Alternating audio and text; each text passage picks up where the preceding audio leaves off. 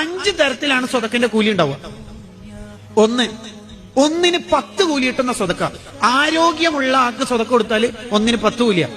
നമ്മളിങ്ങനെ ഒരാളുടെ കൂടെ യാത്ര ചെയ്യുമ്പോൾ സുഹൃത്തിന് ഒരു ലൈം സോഡ വാങ്ങിക്കൊടുത്തു, 10 ലൈം സോഡ വാങ്ങിക്കൊടുത്ത കൂലിയ.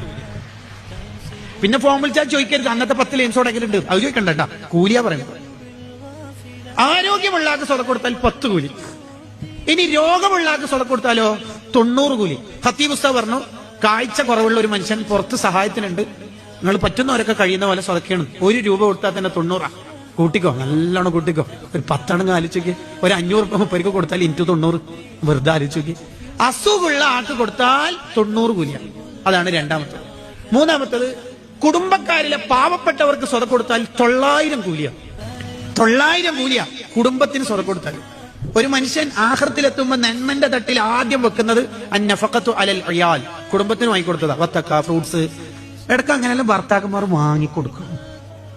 ഇടക്ക് ടൗണിൽ നല്ല പോകുമ്പോ ഭാര്യനോട് പറയാ, ഇന്നൊരു സാധനം എനിക്ക് വാങ്ങിയിട്ട് വരുന്നത്, അങ്ങനെ കൊടുക്കണം. നാലാമത്തെ സ്വതക്കന്റെ കൂലി 1 ലക്ഷം കൂലി കിട്ടും. അതായിക്ക ഉപ്പാക്കും ഉമ്മാക്കും സ്വതക്ക കൊടുത്താൽ സുബ്ഹാനല്ലാഹ്, ഉപ്പാക്കും ഉമ്മാക്കും സമ്പത്ത് ഉണ്ടാവട്ടെ ഇല്ലാതിരിക്കട്ടെ കൊടുക്കണം. 1 ലക്ഷം കൂലിയാണത്. അത് ഉപ്പിയും മരിച്ചു കഴിഞ്ഞാൽ നമുക്ക് അത് കിട്ടൂലല്ലോ. അത് അവരുടെ പേരിൽ കൊടുക്കലല്ലേ നടക്കുള്ളൂ, നേരിട്ട് അവർക്ക് കൊടുക്കണം. അള്ളാഹു തൗഫീഖ് ചെയ്യട്ടെ.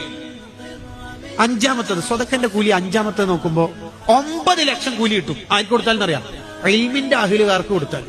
ഇൽമിന്റെ അഹ്ലുകാർക്ക് സ്വതക്ക കൊടുത്താൽ എന്തിനാ ഇത്രയും കൂലി എന്നൊരു ചർച്ചയുണ്ട് ഗ്രന്ഥത്തില്. അതിന് മറുപടി, അവരേറ്റവും ടോപ്പിലെ അത് ചെലവാക്കുള്ളൂ.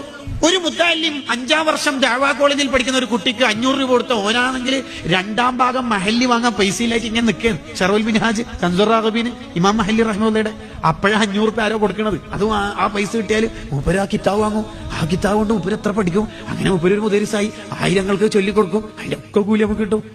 അതാണ് ഇൽമിന്റെ അഹ്ലുകാർക്ക് 9 ലക്ഷം. ഈ ആശയം ബഗിയത്തുൽ മുസ്തർശിദീൻ എന്ന കിതാബിലുണ്ട്. അത് ഇമാം സുയൂത്തി ഖുമാസിയിൽ നിന്ന് ഉദ്ധരിക്കുന്നതാണ്. അൽ ഫവായിദുൽ മുഖ്താറിലൊക്കെ കാണാവുന്നതാണ്. അള്ളാഹു നമുക്ക് ധാരാളം ഖൈറാത്തുകൾ ചെയ്യാനുള്ള തൗഫീഖ് നൽകുമാറാവട്ടെ.